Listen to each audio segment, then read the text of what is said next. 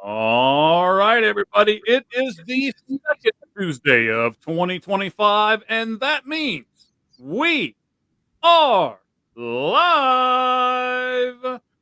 Ladies and gentlemen, boys and girls, children of all ages, www.weLikeSportsPC.com proudly presents to you their tag team champions of the world.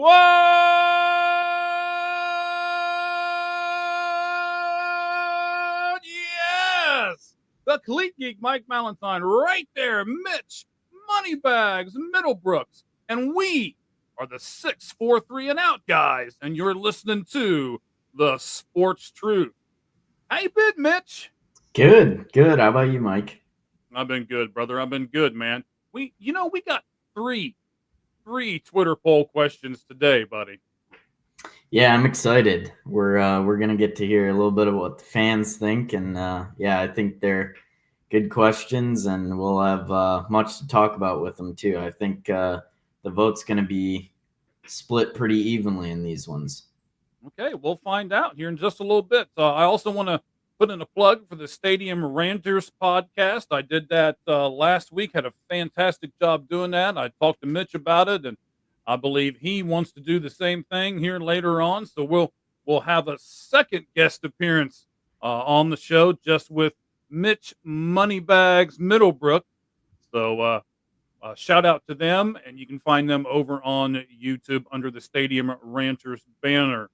But as all of you know, before we get into this too much, we've got to do the walk-up music. Are you ready? 20 seconds start now.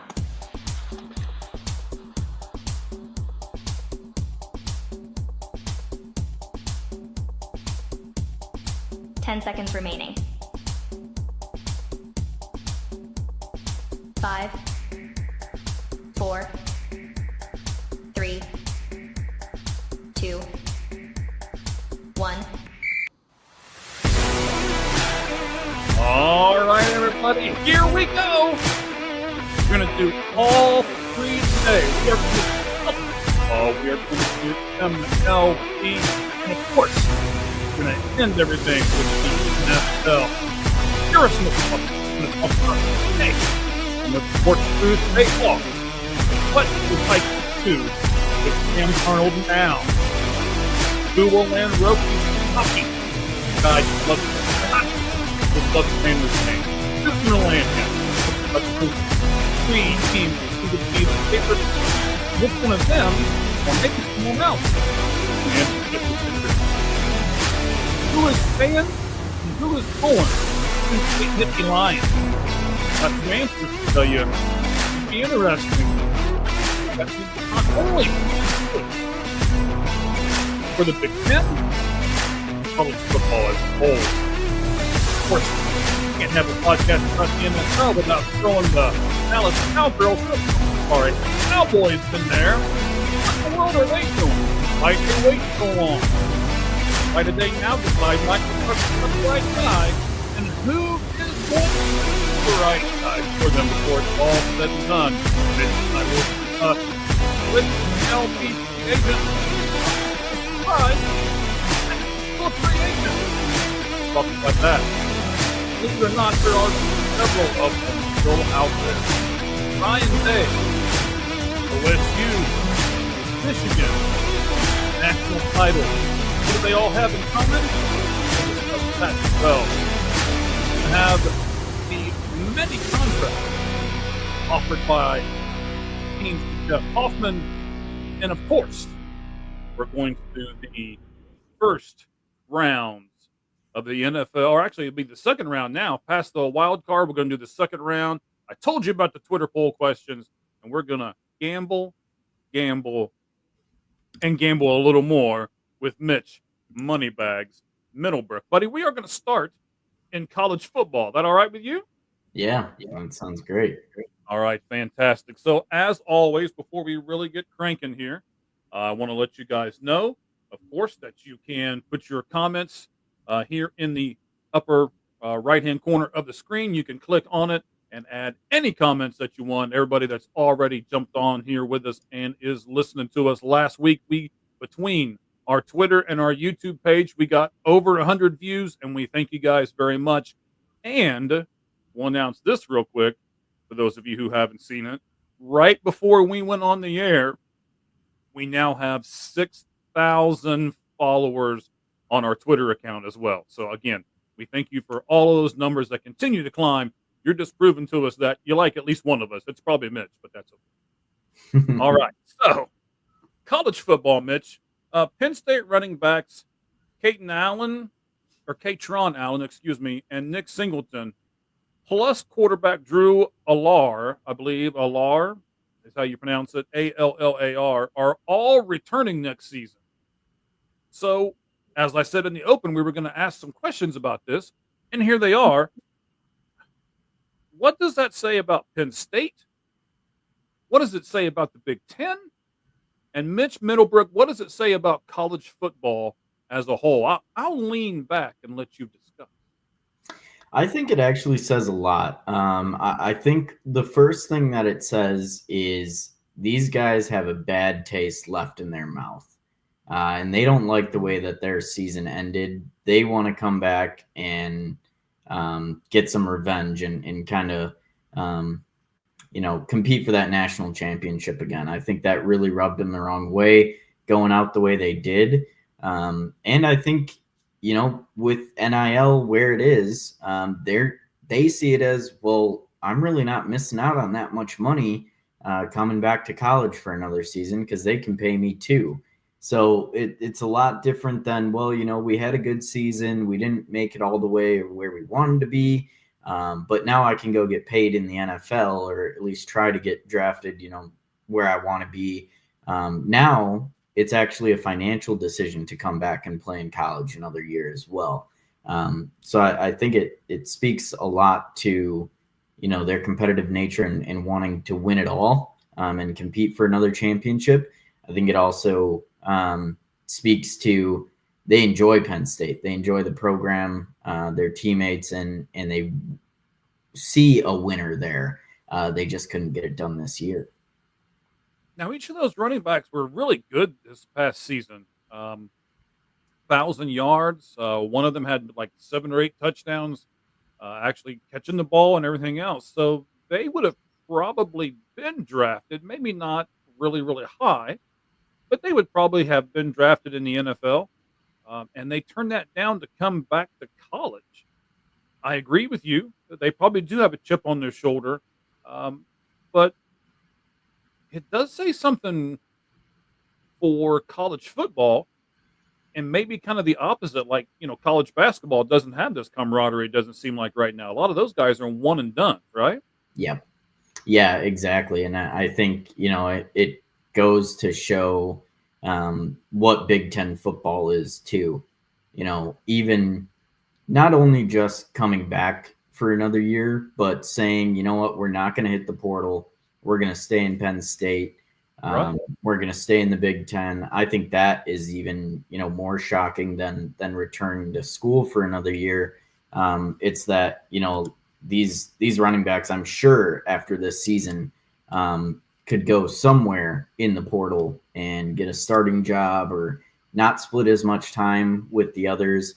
But they really do believe in Penn State and in that program that they've been a part of already. So I think that's actually a really good sign for not only Penn State, but college football and the Big Ten itself. And I hope it was sold to them that, there'll be plenty of touches for each one of you, right? Mm-hmm. We can showcase both of you, and then you guys can still get into the NFL. And it's not going to – that's the one thing that I worry about with like the Boise State running back and even with Cavaliers, there wasn't a secondary running back really. Those guys touch the ball almost every time. Yeah. They're at NFL scouts. Take a bad look at that and they touch the ball. Yeah, I agree, actually. I think that actually helps your development a lot more, too. When you see, where I think most teams want to go and get away from that running back workhorse at the NFL level. Right. I mean, the perfect example is in Detroit right now. You have the 1-2 punch of Montgomery and Gibbs. that's, I think, where teams really want to go to take some of that pressure and some of that workload off their running backs and try to stretch out their longevity in their career. I mean, we've seen the career for running backs just go down the drain. And it's so hard for some of those guys to get that second contract and be where they want to be because there's somebody with younger and fresher legs coming in all the time. So it's really tough spot for them. So if they're able to learn how to share that ball and those touches at this level, it's going to make it a lot easier on them in the next level, if that is, the situation they're put in.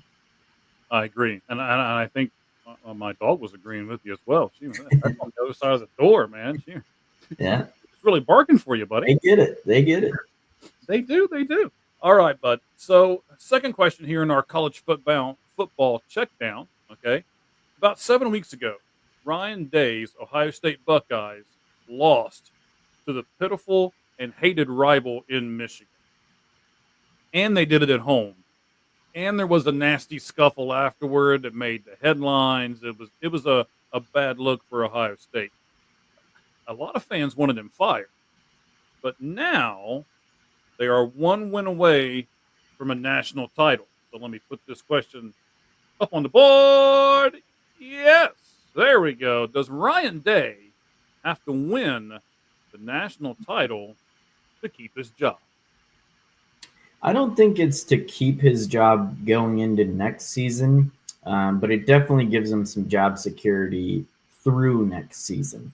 If they fall short in this national championship game and they don't walk away victorious, Ryan Day is still going to have a lot of questions to answer, rightfully or wrongfully so, wherever you sit.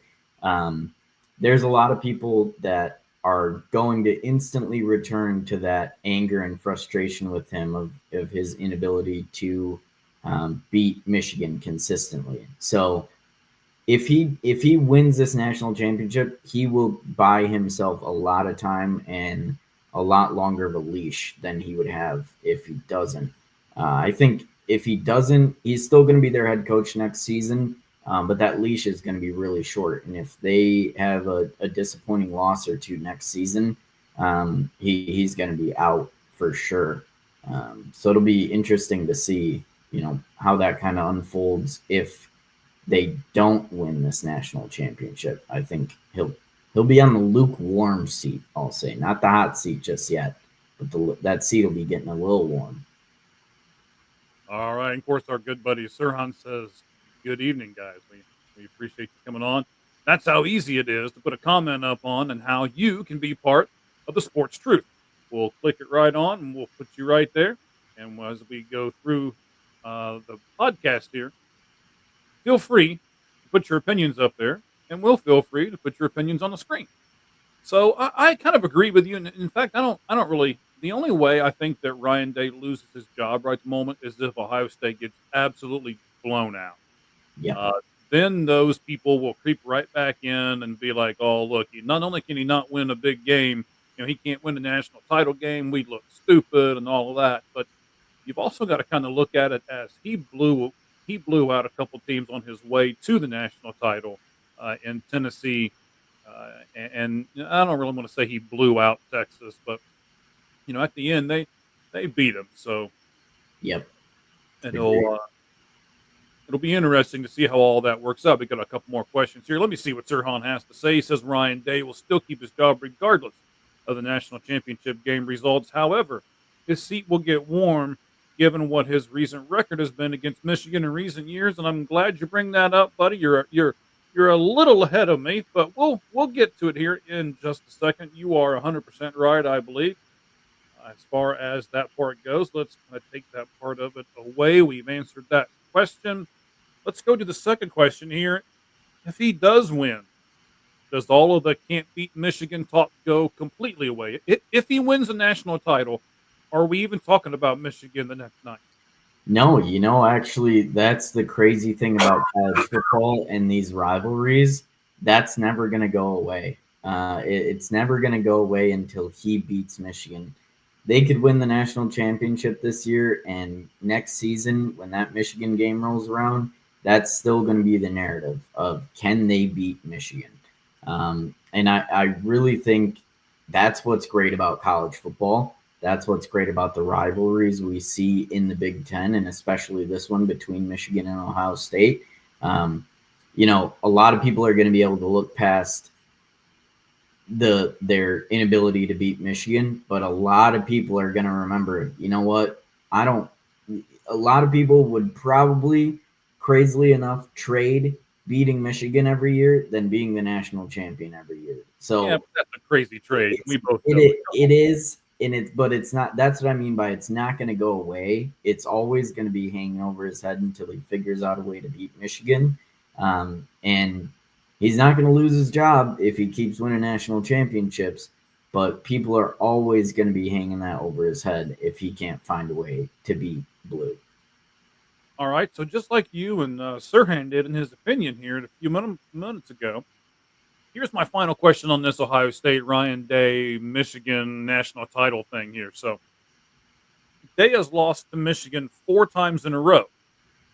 How many can he lose in a row before he's fired?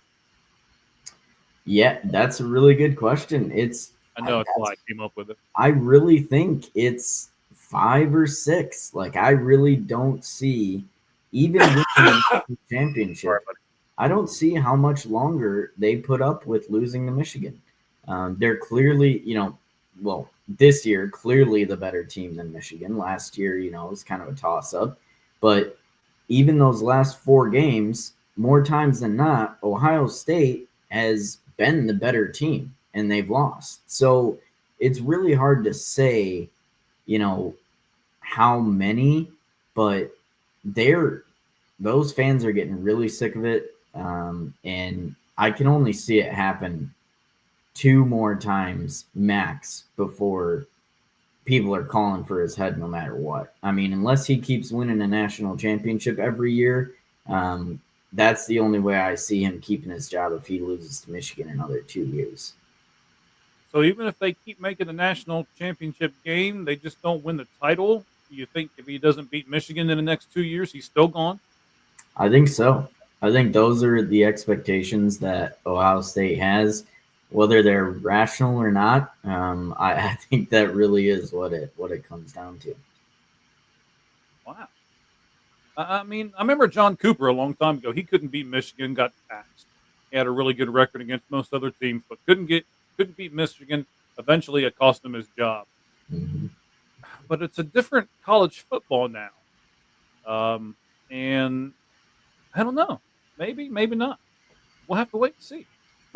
And hopefully, as an Ohio State fan, I don't ever have to find out if that's the case or not. Yeah. Got another comment here. Let's throw that up real fast. As again, Sirhan here.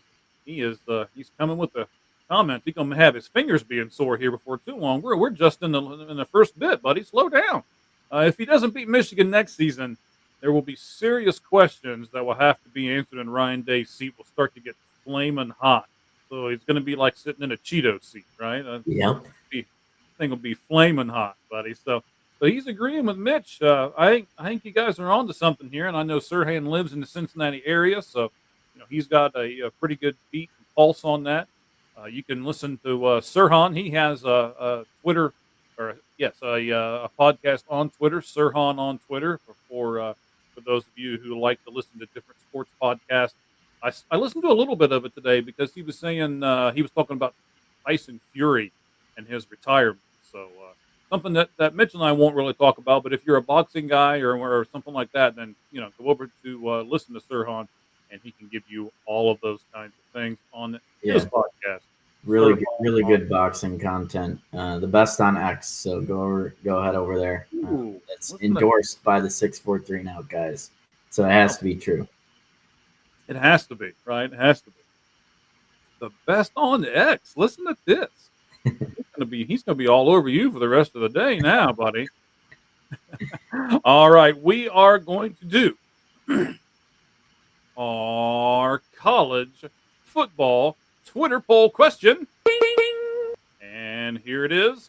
College football poll question. So college football currently has 4 hungry, young, talented head coaches in Deion Sanders, Marcus Freeman, Steve Sarkisian, and Dan Lanning. Of course, Deion's in Colorado, Marcus Freeman's in Notre Dame, Steve Sarkisian is at Texas, and Dan Lanning is with Oregon.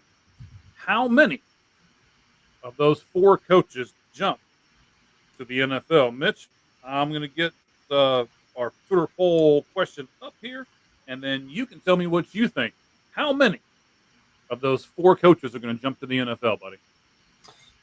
I think my answer to this a few weeks ago would have been different, but now I'm going to go with 2, and it's going to be those first 2. I think Deion is ready to jump ship. He's seen his kids off through college. He doesn't really have a reason to stay in Colorado much longer.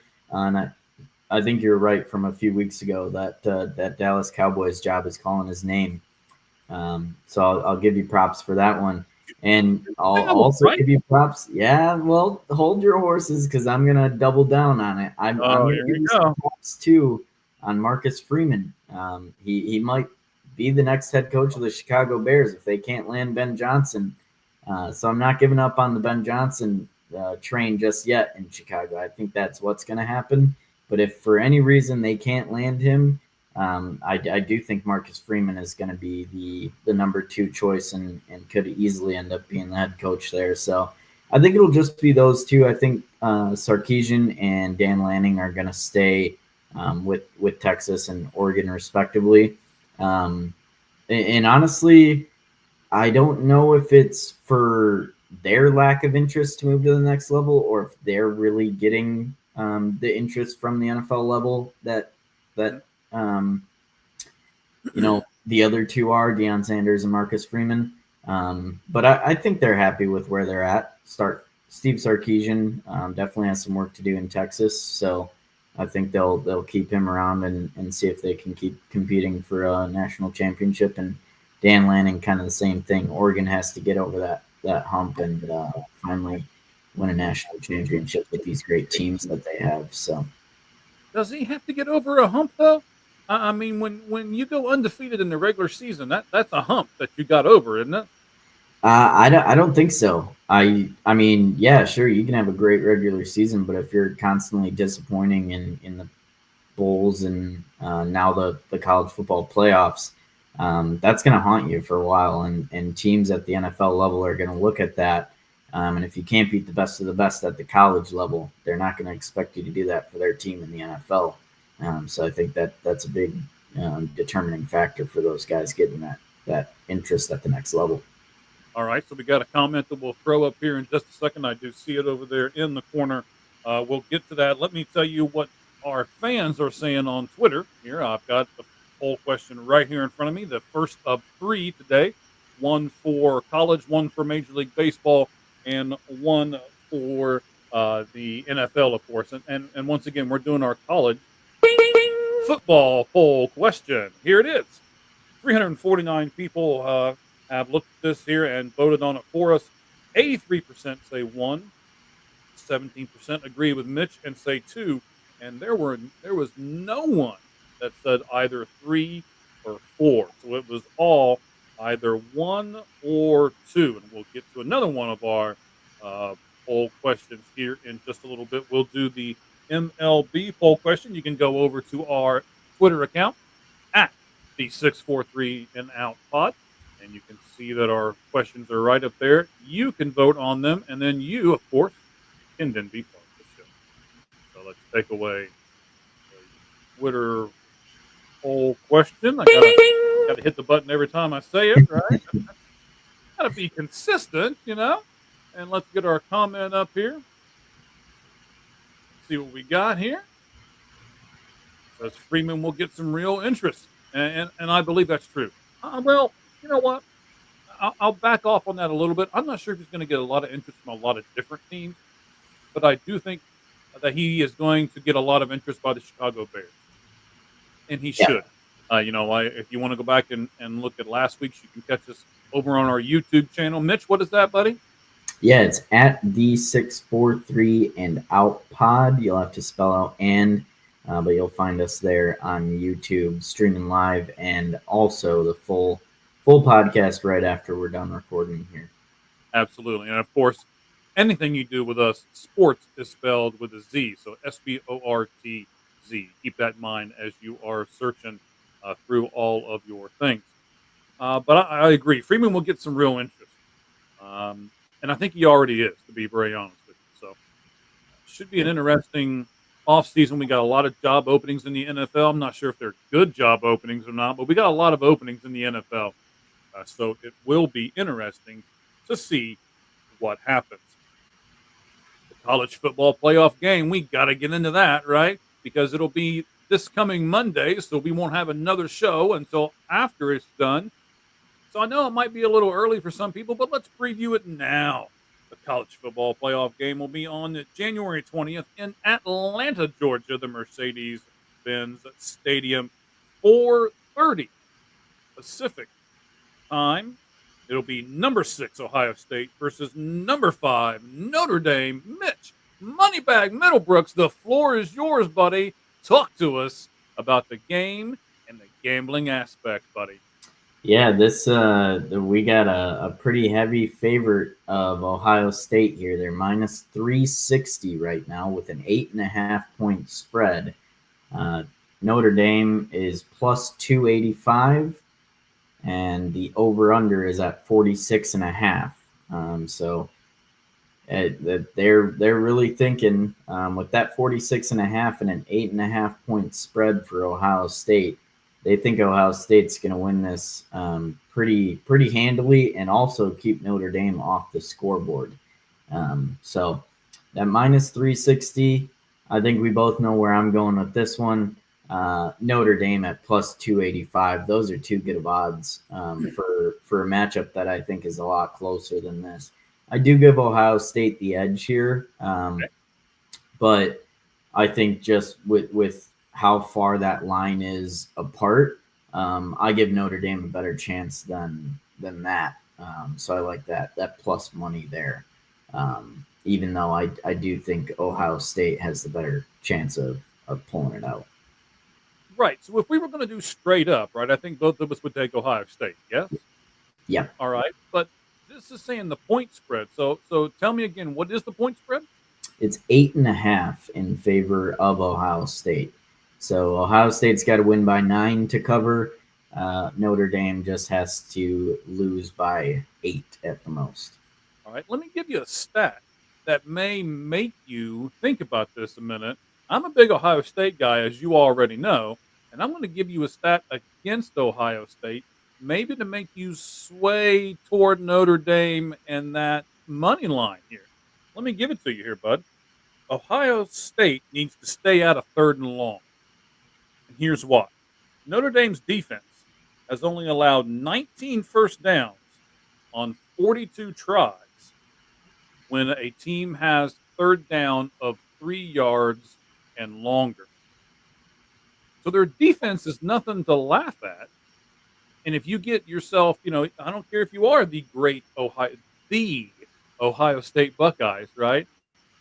The odds say that if you get yourself in 3rd and long, it's going to be hard to convert. So I still am like you. I would pick Ohio State. I would probably even pick Ohio State with the points, to be honest with you, because I think they'll pull this game out. But I wanted to give you a stat for those of you who are looking for something to maybe hang your hat on before you hang your money on Notre Dame. So, with that being said, let's go to our next one, right? And that will be MLB 4 Pitch Talk.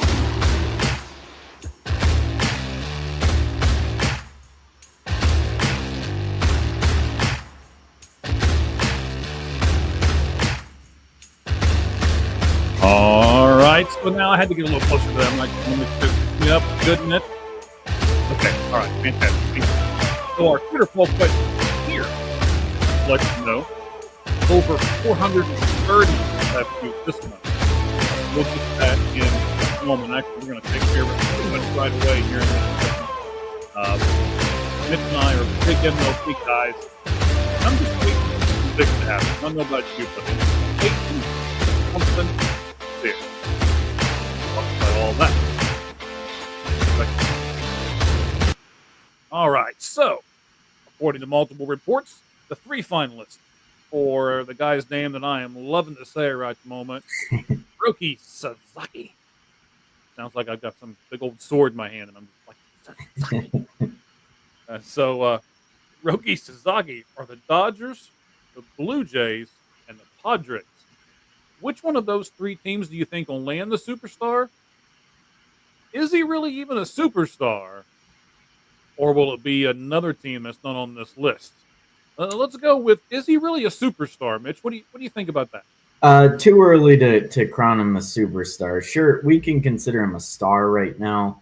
There's a lot of stars in Major League Baseball. There's very few superstars. I think it's way too early to crown him a superstar just yet until we see what he does in Major League Baseball. Sure, yeah, in the KBO, he's even internationally. He's probably a superstar right now, but not in Major League Baseball just yet. All right. So the MLB poll question, and of course I had to say it again because I had to get in the MLB poll question here, is according to multiple sources and reports, the 3 finalists for Roki Sasaki are the Dodgers, the Blue Jays, and the Padres. I agree with you. He's not a superstar yet. He can actually be signed to a minor league contract. So you can't have somebody that can be signed to a minor league contract call him a superstar. I'm not even sure if we can call him a star yet. But we'll get to that here in just a moment. First question, though, is, Mitch, Dodgers, Blue Jays, Padres, or somebody else? Who's going to land? Sasaki. I don't get the whole song and dance with this. We know it's going to be the Dodgers. They're going to give them the most money. They've got the Japanese players already. I mean, it's clearly going to be the Dodgers. I don't even think the Blue Jays don't have a real chance, and I think players just love messing with them, saying that they're one of the 3 finalists and then never actually signing with them, because it seems like we always see the Blue Jays, and in this last, like, these are the 3 teams I'm picking from. No one ever signs with the Blue Jays. All right, I don't know what like I don't know what participation trophy the Blue Jays have and they're getting from all these, but they never actually get them. So it's a 2-team race for sure, and I think it's going to be the Dodgers. They have too much money to spend to throw at them, and they have the guys on the team that will make him make that transition a lot easier for him, I'm sure. Well, I think the Blue Jays are in this race simply for one reason. They, like you said, you're 100% right. They keep missing out on everybody. So therefore, they're going to have to overpay somebody eventually. Yeah. And I think their agents and everybody else is keeping these guys in the loop because it's like, okay, Roki, if they give us 30 more million than the next team's going to give us, you're going to sign with the Blue Jays, right? I mean, because that agent gets part of that money too. So I think that's really the only reason the Blue Jays are in there. But I'm actually going to disagree with you because of Yu Darvish. I think Sasaki will land with the Padres. Now, to be honest with you, I don't care which of these teams he lands with. I don't really think he's going to make that much of a difference, at least not this year. And that's kind of our next question is how much of a difference do we think he'll make in 2025? To me, I'm going to say not much. Again, he can be signed to a minor league contract, and that was just because of the way he came over from Japan. He didn't wait another couple years that he could have and really get big money. He decided to go ahead and come on over now. So I don't know what there really is there to offer. Man, you guys just sucking up to each other. I tell you what, look at this. Best boxing podcast on the internet, and here he is sliding with you on everything else, man. Well, I hope you're right. I hope it is the Padres. I do think I'm a little higher on him. I think he can make a big impact in 2025, especially for one of these rotations that need, a third, fourth starter. I think he'll fit into that role well, especially, if if he is what he has been. You usually expect some struggles from guys like this in their first season. So I think his impact this season will be a little less than what it will be in the future. But overall, I think he's seems to be set up to be a good pitcher in Major League Baseball. So I think he'll make an impact this year.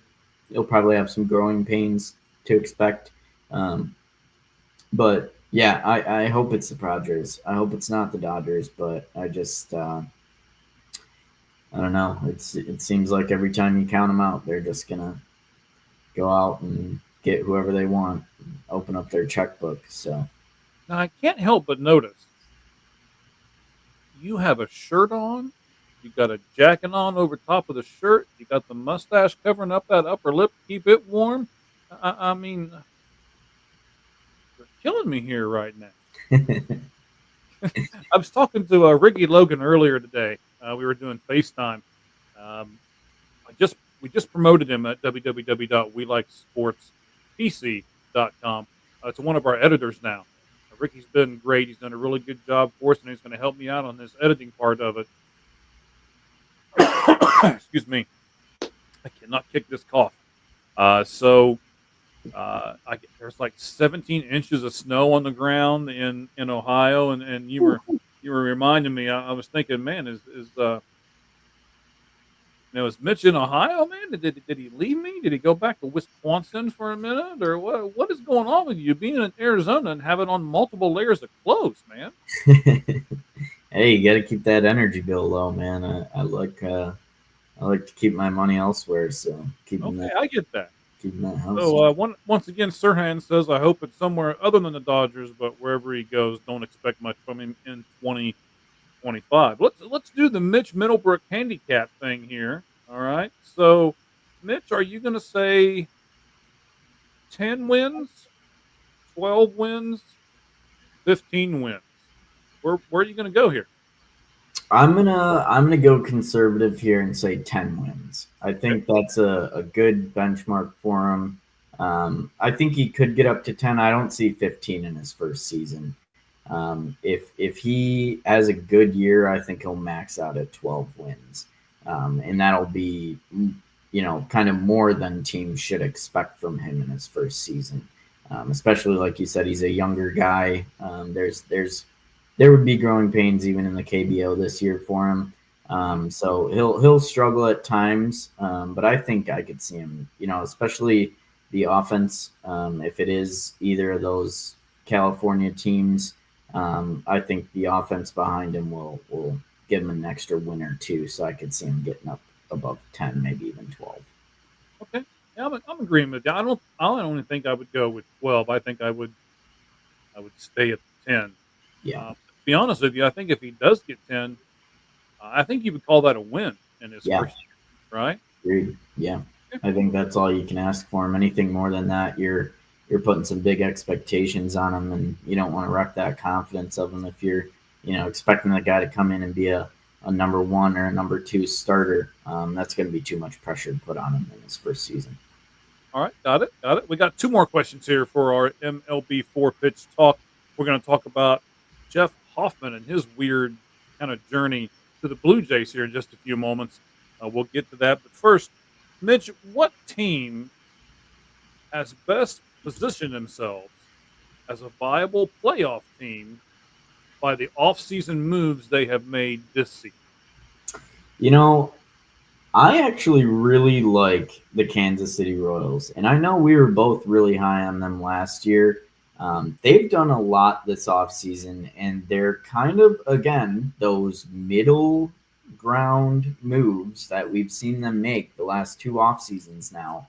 But they just keep stacking them up. I mean, re-signed Michael Wacha to a 3-year deal, got Jonathan India and Joey Weimer from the Reds, just for Brady Singer, which they can stand to lose now. He's had kind of up and down throughout his major league career.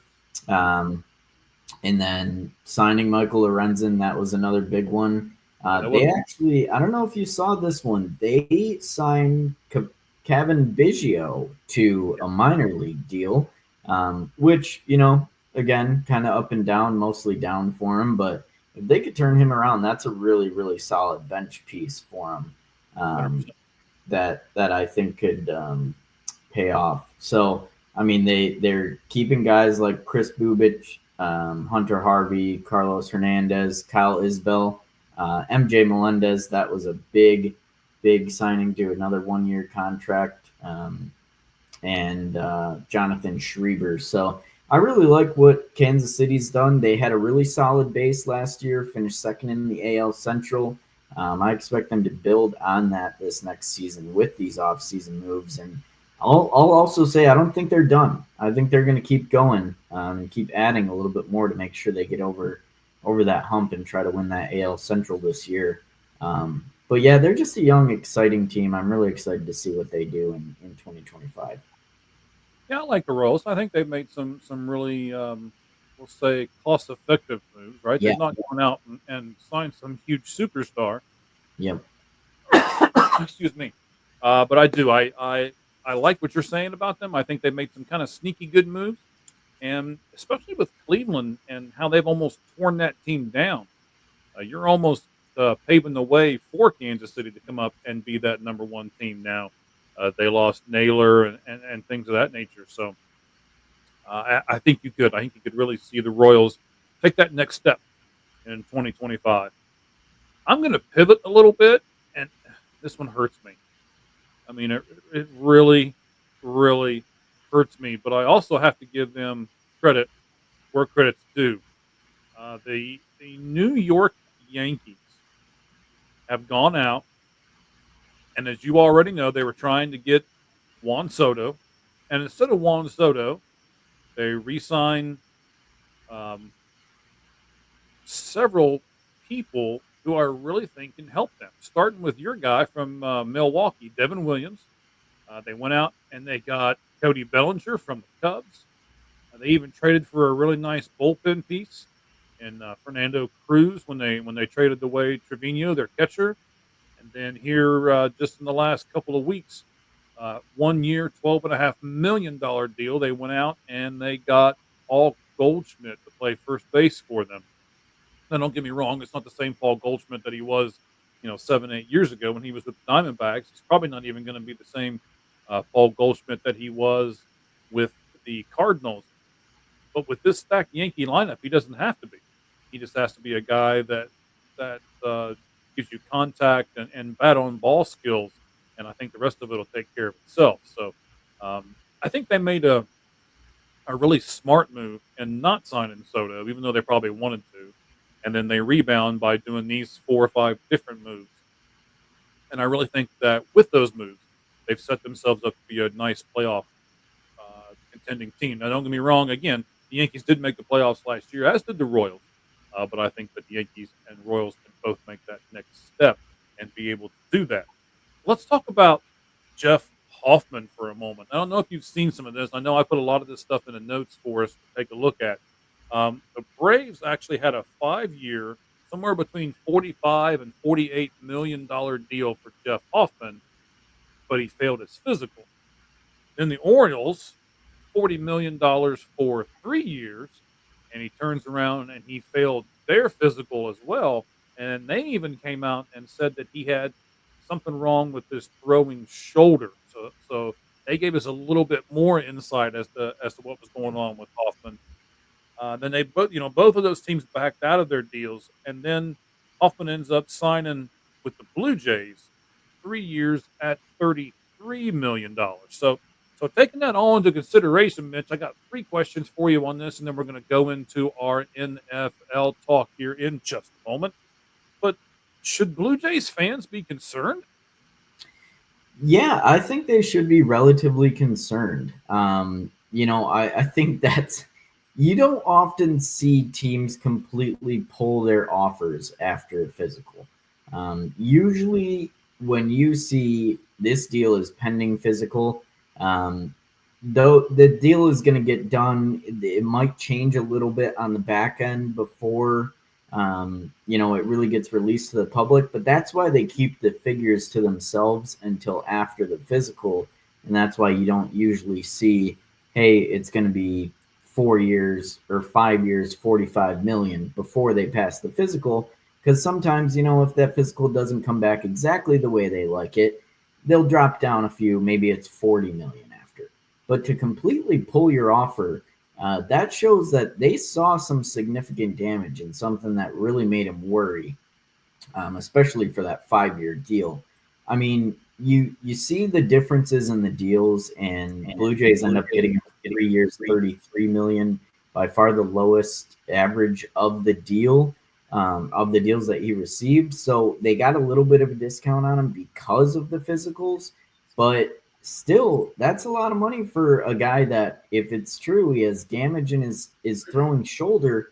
You don't know what that's going to be like. He may miss a season, and when he comes back, he's never the same. So to risk and throw the money at a guy like that, who other teams are fine passing up after they see that physical, that should be a little concerning for the Blue Jays. And it kind of is what you said before. Maybe they're just sick of not getting guys, so they're throwing money where they have to, and probably overpaying a little bit. But hey, they got their guy. Finally, they got somebody. They had to let 2 other teams pass over him first, but they finally got somebody to put pen on paper at least. Right. It's almost like they kind of swooped in there at the end and grabbed him, right? Mm-hmm. Yeah. Yeah. So now, to be fair, and here's the second question. So to be fair here, the Orioles were still negotiating, but they wanted a much smaller contract with him. So what do you think that means if the Orioles were still willing to negotiate? They just weren't willing to do the 40 million for 3 years that originally came out.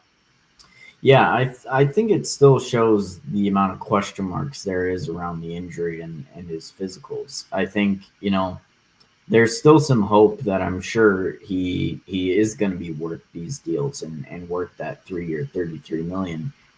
If it turns out to be nothing, that'll be actually, I think, a steal for him. If he can, stay with the production that he showed this season, that's going to be a really good team-friendly contract for a guy like Jeff Hoffman. But I think, it shows that they still wanted to bring him in to see what could happen, but they weren't too sure about what the longevity of it looks like. I'm sure they may have even taken off some years, but yeah, who knows if they were looking to come down 10 million, 15 million, but I'm sure it was significantly lower than the Blue Jays, because if he's thinking about taxes, going across the border there into Canada, those taxes are going to kind of eat you up too. So I bet it was even lower than the Blue Jays offered him. So I didn't put this in the notes, and I'm kind of putting you on the spot here for a second. I'll give you a minute to think about it, as I'll kind of ramble on purpose here to give you a second. But we're going to compare Sasaki and Jeff Hoffman, and I'd like your opinion. Who do you think is going to be able to make the biggest impact in 2025 between these two pitchers? The new young blood coming from Japan that you're not real sure about, or the guy who's been in Major League Baseball both as a starter and a reliever in Jeff Hoffman? Which one do you think is going to give their team more wins, or a better 2025? We'll just put it that way. I'm actually pretty concerned about this shoulder injury, and the way that these teams have handled it. I would actually say Sasaki is probably going to be the best bet here, just because it's a lot safer of a bet, and I think the upside is bigger. We know what the upside is for Jeff Hoffman. It's getting exactly what they got last year in Philly from him, and you kind of just hope he can recreate that. Sasaki, he has a really high ceiling. So you could end up getting a lot more than you expect from Sasaki. I think you at least hope he can stay healthy. And you're going to have some concerns whether Jeff Hoffman can do that throughout an entire season, especially if you're looking to pitch him 120 innings, whatever it may be. It's going to be really tough to expect that out of a guy who is having trouble passing those physicals. Now, our buddies over at Sons of Star Pod are live as well right the moment I see as I'm going through my Twitter feed, and that's good. I'm glad they are. But I'm just going to give them a warning here. I see they've got the whole "We Are Live" thing. Gentlemen, that's our thing. Back off. All right. uh, thank you guys. We are trending on Twitter right the moment as the podcast here is the Sports Truth. Certainly appreciate that. We'll jump back into this. I agree with you. Uh, you know what? No, I'm going to say Trevor Hoffman is going to give you something in 2025. I'm just not sure of the longevity of his contract. Year two, year three. Boy, I just can't kick it. And it's going to be interesting as well to see if the Blue Jays will allow him to be a starter or if they're going to put him in the bullpen like what Philadelphia did. I haven't seen anything that says definitive what they're going to do with him, and that's going to be able to kind of put a uh, maybe a noose or something like that on him, for lack of a better term, if he goes to the bullpen instead of a starter. So um, I'm still going to say that Hoffman's going to give them a really good deal, even if he's just a setup guy. Setup men are really important in this league. You've got to be able to get from the starter to the closer. So I really think Hoffman can help them with that. Last question on this topic, Mitch, and I think this is going to be kind of an interesting thing for us to discuss for a moment, is should this type of medical information ever make it to the public? Now, when you and I have something happen to us, we talk about HIPAA laws all the time, and you can't break that kind of stuff. But all of a sudden, because he's an athlete, and because we've got all these social media things and everything else, every fan in the world seems to think that they need to have this information. Do we? And should it ever even get to us? I appreciate that we do get this information, but I'm not sure we should. I enjoy that we do because it gives us a lot more insight into the workings of, kind of the economics of the game that we all love so much. But I do think it's interesting that these things get leaked. I think it's almost impossible to kind of keep all of these things completely close to the chest and not out in the public like they are, especially with how many media members and insiders you get hounding you every time you hear about something like this. But um, I I like it because it gives us a lot more context and a lot more understanding of why teams are making the decisions they're making, why the contracts end up being what they are. But I definitely understand, that is medical information. And to your point, like if that's me, I don't want that getting out there. And I don't want teams even talking about like, hey, what do you feel in your physical? What are you worried about? Why'd you rescind your offer, whatever it may be? I don't want anybody talking about that. If you want to see my physical, you got to bring me in, make me an offer, and put me through a physical yourself. You can't get the information from somewhere else. Right, I agree. A couple different things that I'll talk about here. I don't think this should be released whatsoever. I don't think it's any of our business. Not to be specific. I mean, if you want to say he failed the physical, that's fine. You're not giving me specifics. That's like telling me, your, this person that you've got on your roster is not going to be here today, even if that's at your workplace, and somebody calls in. We can't haggle them and be like, well, why are you calling in? What do you Yep. got? Right? So if you tell me, hey, I'm not coming in, that's the same thing to me as, hey, he failed his physical and we're going to rescind our offer. Okay, that's fine. But putting these specific things out there, I think is going over just a little bit. I want I want to do one more thing here for the baseball before we go into football. One last thing on baseball. I don't know if you saw it or not, but the Reds, because I'm the Reds guy, I saw it. They actually signed a different media contract now. They're going back um, with FanDuel and all that. So they're saying that's going to pump in some more money. And I saw from the general manager today, Nick Kroll, that he was saying that money could allow them to make some more acquisitions. They've made a few things in the offseason. I almost went with them instead of the Yankees, but I thought the pivot that the Yankees did to sign all those guys was a little bit more. And I'm looking at things here on our Twitter feed. Again, you can get us on X at the 643 and out pod. It looks like Robert Saleh is going to be signing with the Jaguars as their next head coach here Wow. in the not too distant future, according to some reports that I'm reading here. So, interesting note there as we get into the NFL talk. And look at you being unbiased. I got one more MLB question for you. Sure, go I ahead, want to buddy. know who you're still eyeing in the free agency this offseason. Which of these MLB free agents you still got an eye on, and if any surprised you that maybe haven't been signed yet? That was good, by the way. That was good. Yes, I do, and I'm the one I'm really surprised at that's still out there. I think a lot of people are going to say maybe a first baseman from New York, and I'm going to go a right fielder from Baltimore. I can't believe Anthony Santander is still out there. I know his defense isn't great, um, but beyond that, man, he can really give you some things. And I can't believe, unless he's asking for some astronomical amount or he's trying to get like, a 10-year deal or something like that, I'm shocked that Anthony Santander is still out there. What about you? What's your guy that shocks you that's still out there? Yeah, that's definitely one that's up there. For me, it's a pair of guys out of San Diego last year, Hassan Kim and Jurickson Profar.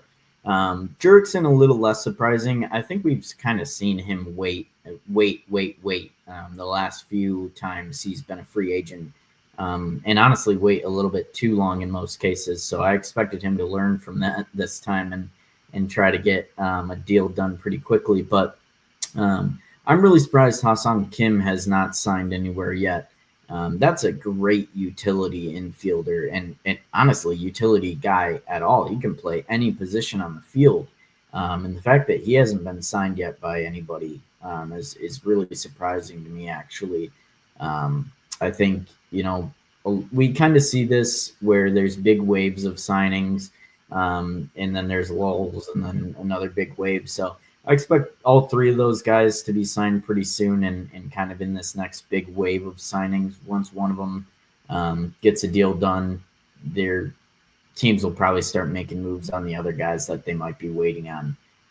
But yeah, those two guys out of San Diego have been really surprising to me. I'm surprised they don't have a home yet. Right. 26 days. Mm-hmm. 28 days. 26 days. The Chicago Cubs are coming in.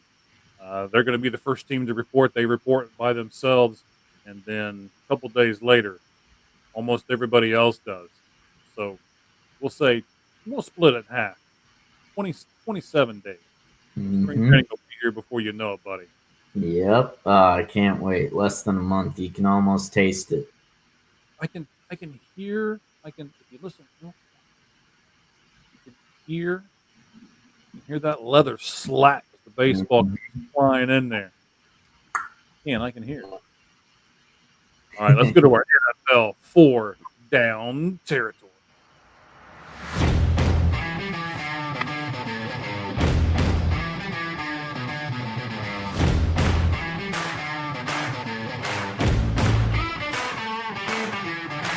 All right, boys and girls, we're going to do NFL 4 down territory now. 4 different questions that we ask about the National Football League. We're going to talk about the playoffs. We're going to pick our teams at the end. I'm going to tell you who's winning right now. I'll tell you how close we are to each other. We're actually pretty close in our little game. Who's going to have the most points where it's all said and done. We're going to talk about the Vikings. We're going to talk about the Dallas Cowboys. And I might even do a rant. Pittsburgh Steelers. I got some thoughts. We'll get there. So, Nick Moon.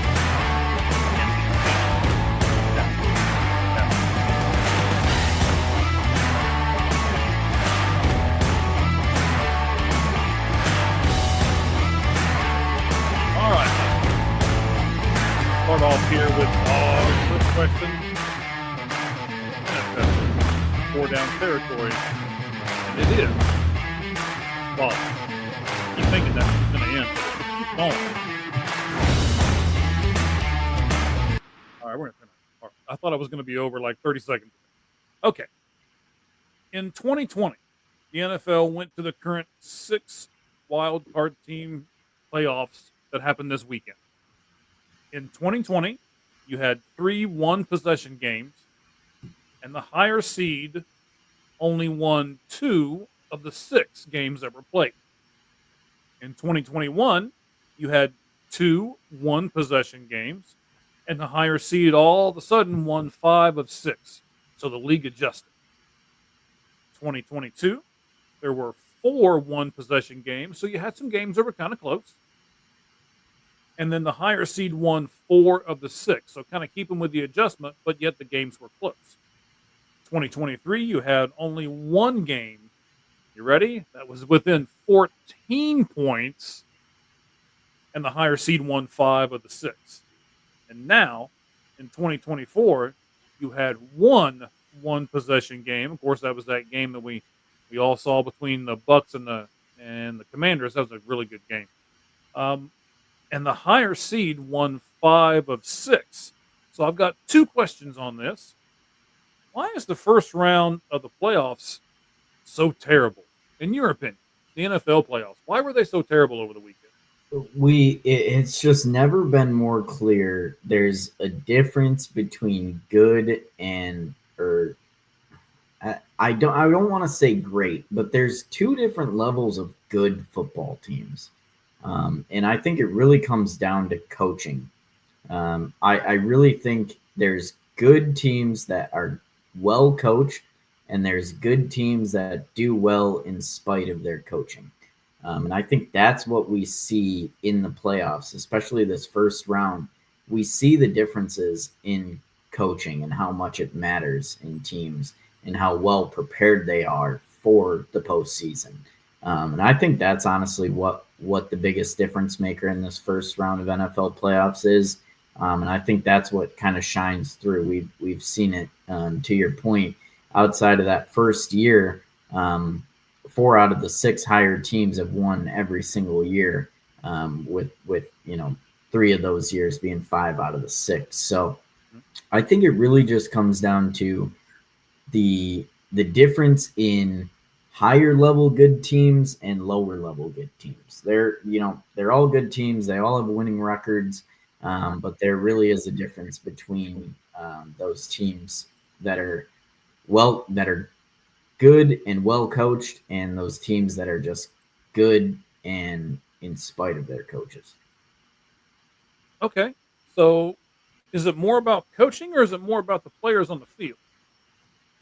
I think when it gets to the playoffs, it's more about coaching. All these guys can play. Sure, there's varying levels of quality rosters that make it to the postseason. Some teams are playing well, and then they get to the postseason and they have to play, the number 2 seed or the number 3 seed, and they're just outmanned. But I really do think it comes down to game management, and those coaches make a much bigger impact in the postseason. I would even go with the fact that it's almost one specific spot, right? I mean, the Vikings lost, and we'll talk about Sam Darnold here in a moment. The Buccaneers lost, and I think the jury's almost still kind of out on Baker Mayfield, right? The Packers lost. Jordan Love was injured in the beginning. We weren't sure exactly how injured he was, but he just didn't play well. Of course, neither did Jalen Hurts, to be honest, in that game. But, Russell Wilson's done, right? And, the Chargers, when you throw 4 interceptions in a game, you're probably not going to win that game.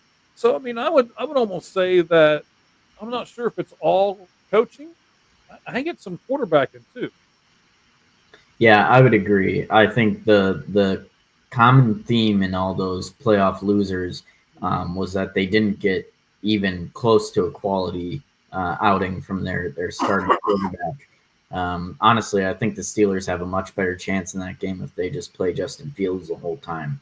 You could see the change in life that he brought to the team when he was in there just for a few plays every now and again with in Baltimore. But yeah, to your point, you're not going to win a game with Justin Herbert throwing 4 interceptions, more than he did all season. You're not going to win a game with Jordan Love throwing 3 interceptions. Jalen Hurts, if he didn't have Saquon Barkley, neither team would have won that game. Right? They probably So should be playing. yeah, I mean, it really does. That's a really great point. It was the quarterback play for a lot of those teams. Sam Darnold, I think it came down to coaching a lot for the Vikings the last 2 weeks, but it was also still on Sam Darnold. Right. Don't jump the Sam Darnold gun here. We're going to get to him, right? So last question on this part, and then we will do our NFL poll question here, right? So does it say more about the how good the higher seeds are in these games, or does it say more about how bad the lower seeds are in these games? You know, I actually think it says more about how good these higher seeds are. I don't think any team that made the postseason in the NFL is a bad team this season. I think they were all good teams. I think this was actually the most good teams we've seen in the postseason. I think every now and again you see a team that just gets kind of lucky or lucks into a bad division, especially the NFC South. Any team that wins that division, you're always kind of like, they still kind of suck. I don't know if they should be there. They're getting there just because their division is god awful. But I really don't think we had a bad team in the NFL playoffs this season. Sure, I wouldn't give many of the teams a chance to win it all, but I think that speaks to how good the good teams are. Those 1, 2, and even 3 seeds in both divisions all have a really good chance of making and winning the Super Bowl, in my opinion. So I think it goes to show how good those teams are. Right. Once again, you can comment just like Sirhan is right now. I'm reaching over here for a cough drop. It's throat thing still got me here. So, yeah, he says it's, in his opinion, it's 50-50. By the way, I even though I'm an old fart, I get what IMO is. All right. OMG. That it's 50-50 coaching and quarterbacking. So you see it in some of the playoff games. Yes, I agree with Sirhan 100%. So once again, you can put your comments up here and make your opinion known. All you got to do is click that comment button and type away. As long as we're still talking about what you're still typing about, we are good to go. So yeah, the high. I don't know. I almost think that it's more how bad those lower seeds were. Uh, Pittsburgh showed me nothing. Denver showed me nothing. Um, there were 3 or 4 teams that I didn't even watch the whole game. I was out at halftime. So those games were really bad, and that actually brings us to our what comment brings us to why it won't do it for me. Our NFL poll question. Why won't it bring it up? I don't know. Hang on.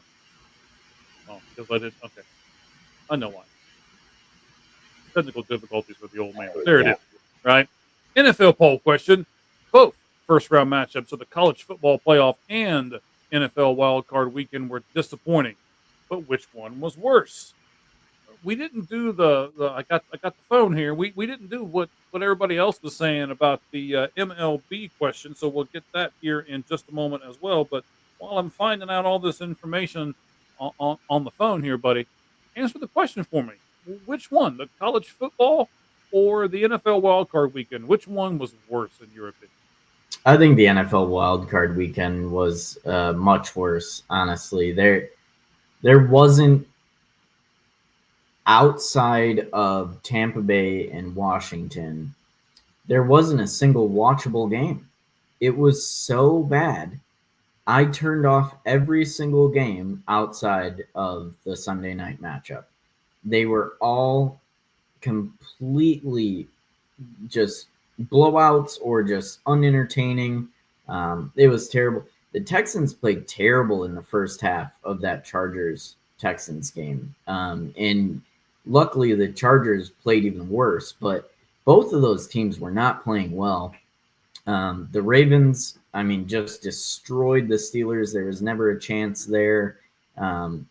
the Packers sometimes showed life, but they played terrible. The Eagles didn't play great either, but they just won easily because of how bad the Packers were. None of outside of the Bills, which I think they really put a beating on the Broncos, and I think that was more of the Bills just playing really well than the Broncos playing poorly. I think all of these games were just really bad because of how bad one team played, not because of how good another team played. And so, yeah, I got to go with the NFL here. I had a lot more fun watching the college football playoff, any game, even the blowouts there, than I did the NFL wildcard weekend. Right. So let's do this. We asked, will the Dodgers, Blue Jays, or Padres land? Well, I get to say his name one more time. I love it. Roki Sasaki. So 464 people viewed this poll question. Hold on. No, I wasn't ready. So 82% said the Dodgers. No one said the Blue Jays. Not a single person. Padres came in at 14%, and another team actually came in with 5% of the vote there. Now, if you go to the question that we're doing right now, not as many people were on this one. I'm not 100% sure why. I do see the comment up there. I'll get to that here in just a moment, which is the one here that we've got displayed up right now. The NFL. He was ready that time. Poll question. As it came here, it said the NFL wildcard weekend games and the college football's first week of games are both disappointing. Which one was worse? Nobody voted for the NFL. And I'll get to my opinion here in just a second. But y'all crazy. The college football got 57%, like both got 29%, and both equally sucked, got 14%. So I'm going to agree with you, though. I like the fact that even in that first round of the college football playoff, it was the home team thing. I love that aspect of it, the crowds, how everybody was really, really pumped up for those games. I thought that was a really nice part of that. The other part that I really, really liked about it from the college football angle was it was new. This was the first one. So I think it almost had a little bit more of an advantage. Um, And I tell you, I disagree with what you said a little bit. I think you were trying to say it, but I'm not sure if you said it the way you wanted to say it. So I'm going to say it for you. I think a lot of these NFL games were bad because both teams were bad. I mean, Green Bay and Philly, both teams were terrible. Yep. Like you said, Texans, Chargers, both teams were. It looked like neither team wanted to win. Mm-hmm. And the only reason that one team won is because they threw 4 interceptions, right? So, and I'm going to tell you this too, it made this really hard for me to pick which one of these teams is going to win this coming week. So I'm afraid we've got a bunch of bad teams coming into this. You were saying I don't think there's any bad teams. And I think most of the teams that played this weekend, they at least didn't play up to their potential. And Sirhan here says NFL wildcard weekend was worse. The games weren't great aside of the Washington Tampa Bay game, just bad football all the way around. Certainly agree. So as we get to that and we have done everything there, let's talk specifically about a specific quarterback. Mitch, what do the Vikings do with Sam Darnold now? Third time as the starter in 7 seasons. He led the Vikings to the 3rd best record in the NFL, though. This was his first Pro Bowl selection. He completed 66.2% of his passes for 4,319 yards. Nice stats. 35 touchdowns, 12 interceptions. But the bad side of it was against Detroit. He was 18 of 41 for 166 yards. And against the Rams, he was 25 of 39, but he lost 82 yards and 9 sacks in that game. What do the Vikings do with Sam Darnold now? Let me give you 3 choices. They re-sign him as the starter, they re-sign him as the backup, or they allow him to leave in free agency. Let him go. I don't think you can sign Sam Darnold after these last two games. I know what he did for him in the regular season. Got him 14 wins this year, and that's nothing to bat an eye at. But you're not going to be able to re-sign him for what he should be paid. And you can't give him all the money that he deserved, or he looked like he deserved for the regular season. You got to let him walk because he's going to be too much money, even though he blew it these last two games. I just don't see that money well spent there on Sam Darnold. You've already got too much draft capital in J.J. McCarthy, whether he pans out or not. You've got too much invested in him to not let him play. So I think you've let him sit on the sidelines for a season. He's hopefully learned all he can. You got to see what he can do before, you just put him on the bench to wait even more. Because if he doesn't pan out, you got to start moving on quicker than 3 years from now when Sam Darnold is no longer your starter. And then you say, well, let's see what J.J. McCarthy is like.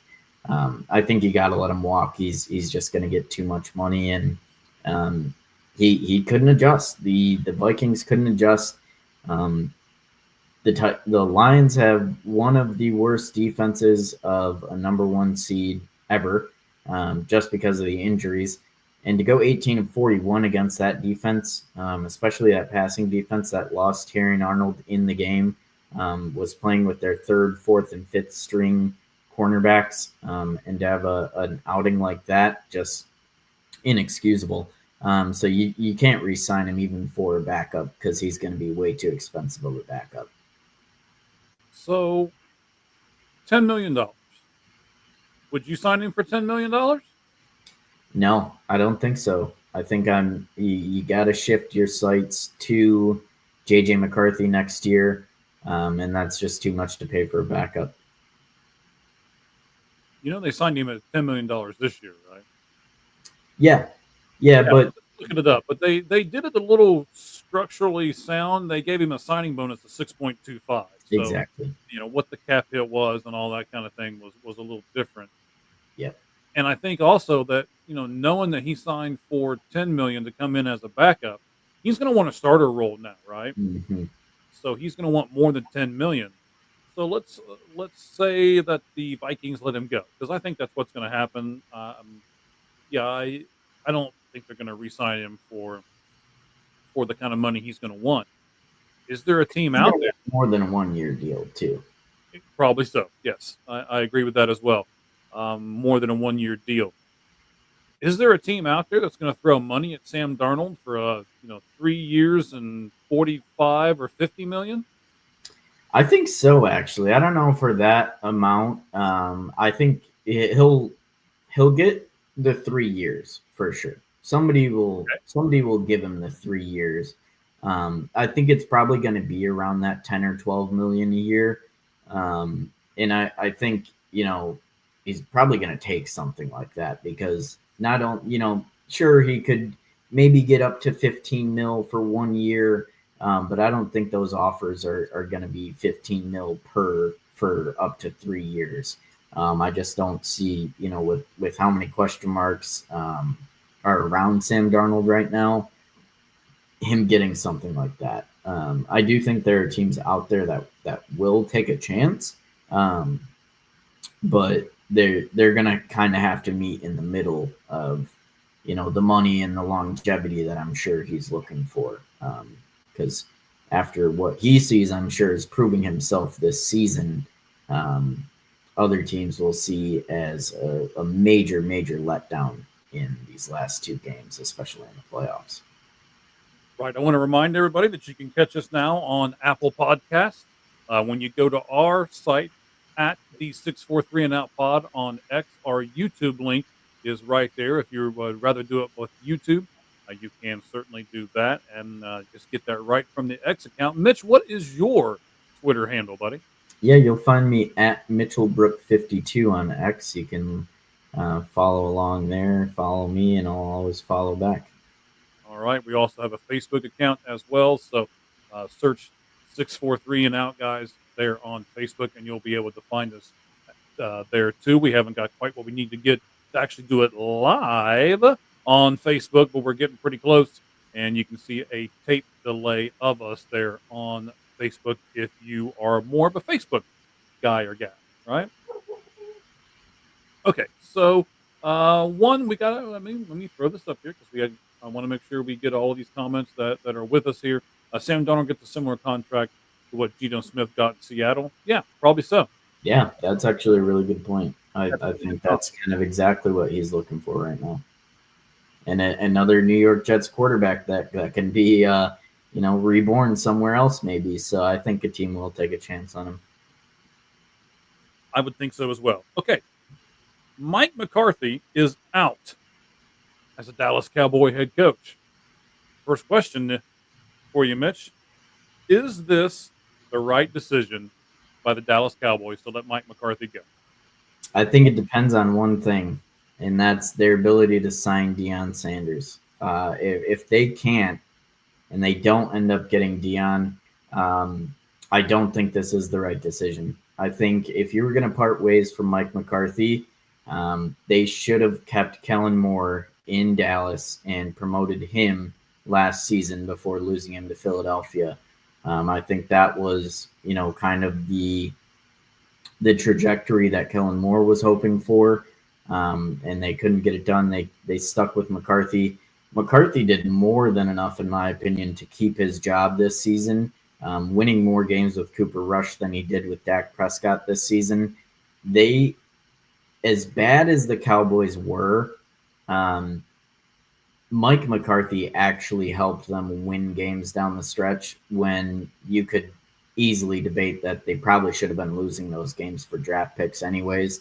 There's no real shot at the postseason, and even if there was a slim chance, they weren't going to do anything when they got there. So even though it wasn't in their best interest, they were still competing and winning ball games late in the season that they probably wouldn't have with a lesser coach than Mike McCarthy. So if they can't sign Deion Sanders and they just parted ways with Mike McCarthy, I think they're really going to regret that.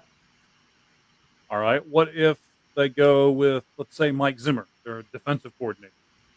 I don't think that's a bad move. I think that's probably where their sights are right now if they can't get, an Aaron Glenn or Ben Johnson.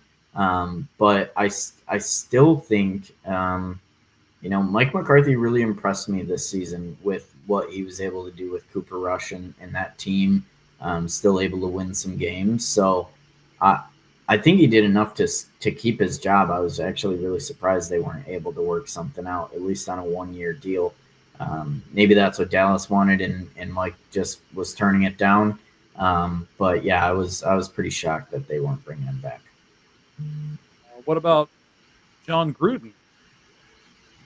I could see John Gruden. I don't know. He seems to be liking Barstool. He signed that contract with Barstool Sports, and he's making a lot of content there.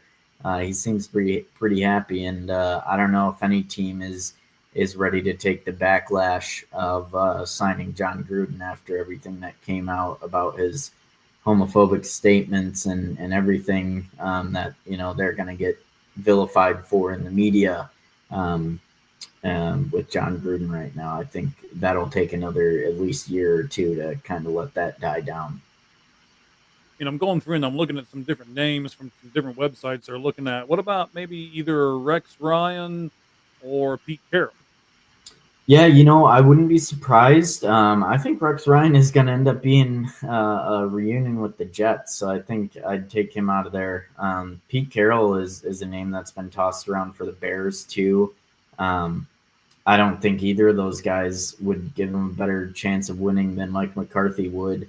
So I think, if either of those guys are it in Dallas, I think they'd be wishing they got McCarthy back.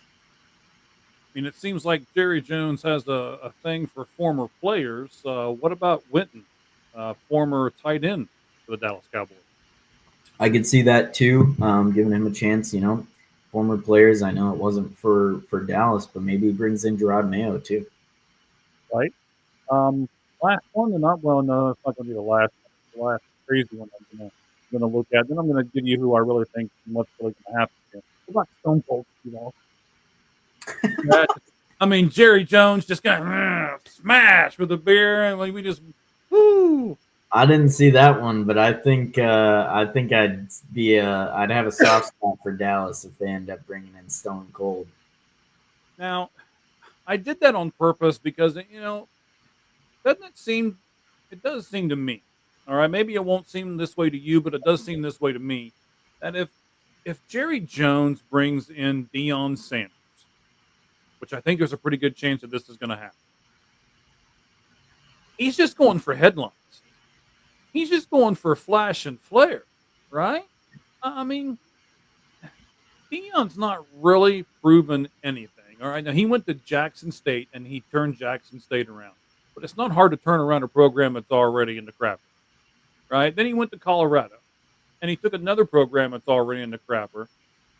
Brought some really good talent with him, his son and Hunter and those other guys. Pardon me. And he turned that program around. But again, it's not hard to turn something around. It's already in the crapper. And when you looked at what Colorado did against big time teams, they didn't win. They beat the teams they were supposed to beat. They got themselves a little over 500, and that's it. If Deion comes to Dallas and he does the same thing in Dallas, beats the Giants and loses to everybody else, I don't think Jerry Jones is trying to win. I think Jerry Jones is trying to make money. What do you think? Yeah, I agree, and I actually think it's going to be a real storm if Deion is the head coach in Dallas. It's just going to be back and forth. I don't think Jerry Jones is going to be able to get the public and the media to turn on Deion Sanders like he has been able to for guys like Jason Garrett and Mike McCarthy. And kind of put all the blame on them, the head coach. There's going to be a lot of clashing between Deion Sanders and Jerry Jones if he is the head coach, and I think it would end up being a really bad look for Jerry Jones because people aren't going to turn on Deion as easily as they would on the other guys. It'll be interesting. We threw up some names, and I think there are a plethora of things that they can do. I will say this: I didn't like how they didn't let Chicago interview Mike McCarthy, and then they turn around and let him go. I thought that was a really bad look for the Dallas Cowboys themselves. Sirhan said it was Deion Sanders or bust for the Cowboys. I'm not sure if I agree with that, but that's fine, Sirhan. You can have your opinion, buddy. That's why we let you post stuff up here. And then he says you're correct about Jones being flash and flare. That's why he fired Jimmy Johnson. And then he just says they have to get Deion after letting McCarthy go. I'm not sure if they have to get him, but I do think that's their preferred guy right now. And again, I'm not sure if that's the win. I think that's their preferred guy for the flash and flare of it all. So, what do you say, Mitch? Who's going to be the next coach in Big D? I think it's going to be Deion Sanders. I really do. Yeah, I think you're right. I said this a long time ago. That show that we had both Cowboy Reggie and his son on with us. That I don't know. We couldn't keep nothing going on because everybody kept flipping out, and we were trying to put 4 people on there. I haven't had a guest on here yet on purpose because that show really upset me that I wasn't able to do that. But I got a new system now, a new camera now. I've got everything going good for me. I said that Sports Santa Claus was good to me. So we're going to have some guests on here in the upcoming weeks. In fact, next week we are going to have a guest. Ishmael Valdez is going to be on here. I don't know if you remember me talking about him before, the little guy who is in Blake Snell's team. We finally got everything arranged and put together. He is going to do a tournament this weekend. The tournament ends on Monday, so he should be able to be on with us next Tuesday. We really look forward to that. Let me see if you agree with this statement, and let me get the banner up here, the question up here, so that we can do it. It's not actually a poll question, so I won't do the poll question thing, but let's do this one.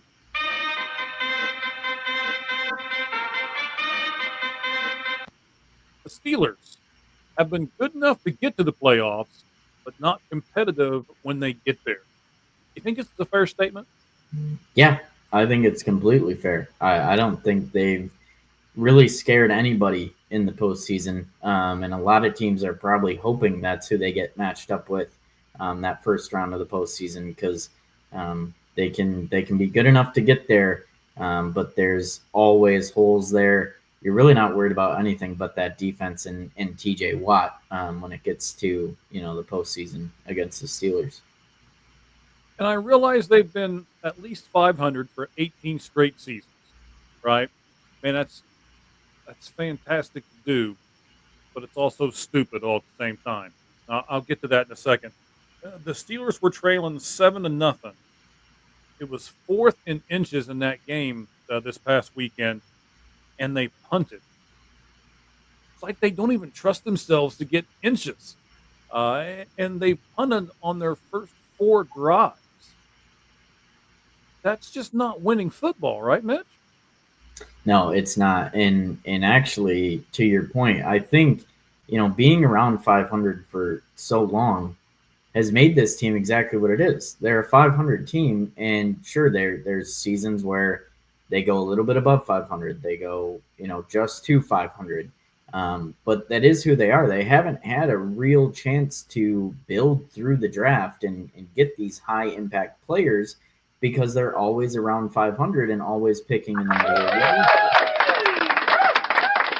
And so we're going to keep getting this from the Steelers. And if you're not willing to put yourself out there fourth and inches and gamble and try to win a game, you're just happy to be there and hope you don't get blown out too bad.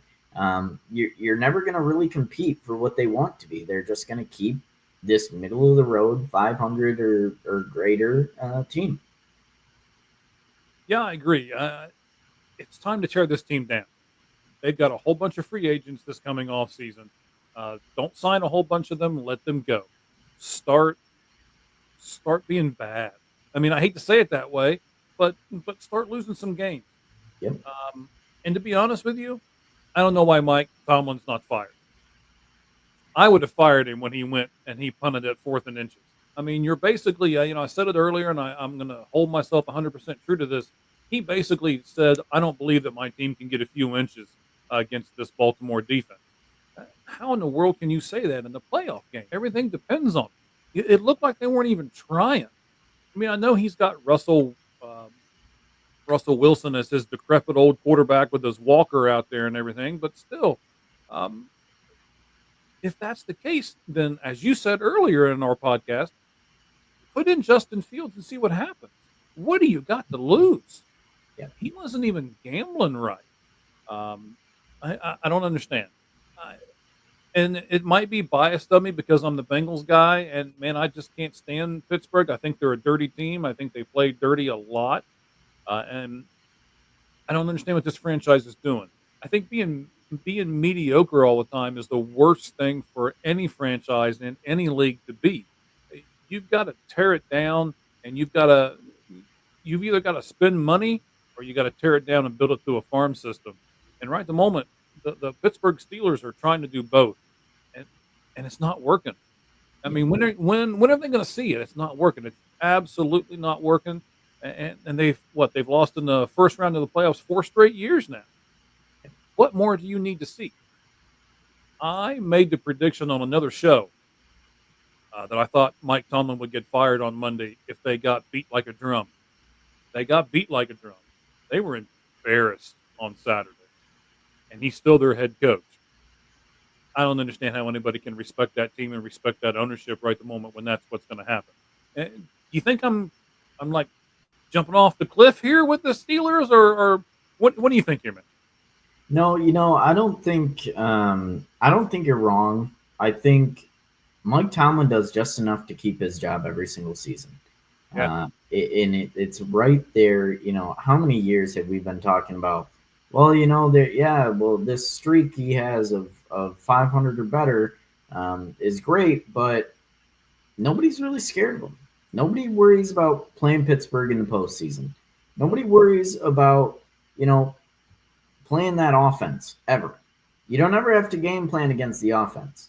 You game plan against the defense and hope you can score 20 plus points, and that's an easy win for you. You don't have to worry about shutting down Russell Wilson or Kenny Pickett in the past few years, or Big Ben his last 2-3 years in the league. None of those guys scare you. It's just that defense. And to live like that, man, I would be so fatigued and so frustrated as a fan. I don't know how more people aren't calling for Mike Tomlin's job, but he does just enough every year to make people forget and say, hey, you know, we were only a few plays away, or blame it all on the offense. But to me, I would just have had enough with Mike Tomlin if I was a Steelers fan. All right, so let me at least play devil's advocate for a moment, and let's look at it from the other side. You just rattled off all those terrible quarterbacks that they've had over the past few seasons. How much of it do you give to Mike Tomlin, saying that his coaching has gotten them to the playoffs and has gotten them to at least 500 all of those seasons with those pitiful quarterbacks that we just mentioned? Yeah, and I do give him credit. I think the tough part is the reason I think they should get rid of Mike Tomlin is so, like, to your point, they should be bad for a few years. They should try to be bad and then come back in 3-4 years and actually compete for a Super Bowl. Because where they're at right now, you're never going to seriously be competing for a Super Bowl, but you're also, you know, always going to be in contention for the playoffs. So if ownership is fine with that, which clearly they are, Right. they're always going to choose to keep Mike Tomlin and to keep in contention for the playoffs, but not ever actually compete for a Super Bowl or a championship. So I think that's why I would say fire Mike Tomlin, because let this team be bad.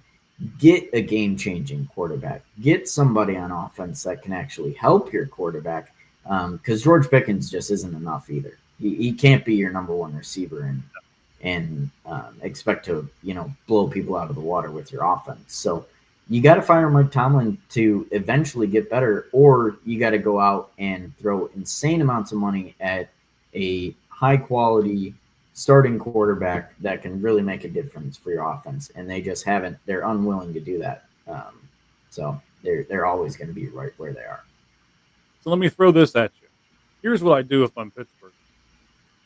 I go to the Raiders, who has Max Crosby on one side, and I say, hey, I got this guy over here. His last name's Watt. You've got I think they had like the 4th pick in the draft this year. You know what? I want your 4th pick this year. I want your 2nd pick this year, and I want whatever pick you're going to get in the 1st round next year. And I'll give you Mr. Watt over here, and you guys can try to build something around Crosley and Watt. That's what I would. Yeah, that's not bad. If you can get that much for him, I think that's a good move. Right, I think you can. I think you can get that because that's really their only marketable player. Wow. Hang on. Sirhan here wrote a book. Give me just a second. So Tomlin's a very good coach, but his time at Pittsburgh is approaching its expiration date. I think it's already passed, buddy. I think it's spoiled. Mitch is spot. What crap is this? Mitch is spot on about him doing good enough to keep his job. Him and the team need fresh starts. And I certainly agree with the last statement. I do. I think you need to part ways and give not only Tomlin a fresh start, but also the Pittsburgh Steelers. So let's get in, Mitch. Let's dig in, buddy. Get your gambling hat on. Let's stroke that mustache a couple times, like there you go, like Mr. Moneybags in a Monopoly game, and let's see what we got here. First of all, let's talk about each of these matchups on both Saturday and Sunday. We'll take them as they're going to come on. I don't want to say we're going to take them as they're going to be viewed on Saturday and Sunday, and then we're going to pick our 4-point, 3-point, 2-point, and 1 point again at the end here. and we'll talk about who's going to win. And we have told you guys didn't give us much this week. I was a little disappointed, to be honest. We let our fans pick how and what the loser was going to have to do, and I didn't see any suggestions on Twitter at all. Mitch, did you see anything on your Twitter? Maybe they all went to your site. No, I didn't. We need some help from our fans to find out what the loser's gonna do, but hopefully it won't be too bad because you got me pretty good last week with that Texans pick. So be easy on me because right now I'm coming from behind. So I need the fans to give me something easy if All I right, end now up losing. let me just tell you, buddy, I am not Adele, and I'm not going to be easy on you, baby. All right, we're not going to do that. So all right, let's look at the games in the little kaleidoscope of Mitch Middlebrook here. The first game will be the Texans at the Chiefs, 2:30 Mountain Standard Time from Arrowhead Stadium. It'll be on ESPN and ABC. Mitch, give us the lines and tell us what you would do in this game, bud. Yeah, big spread here. We've got the Texans in Kansas City. Kansas City heavy favorite at -440, and the Texans at +340. That's an 8.5 point spread.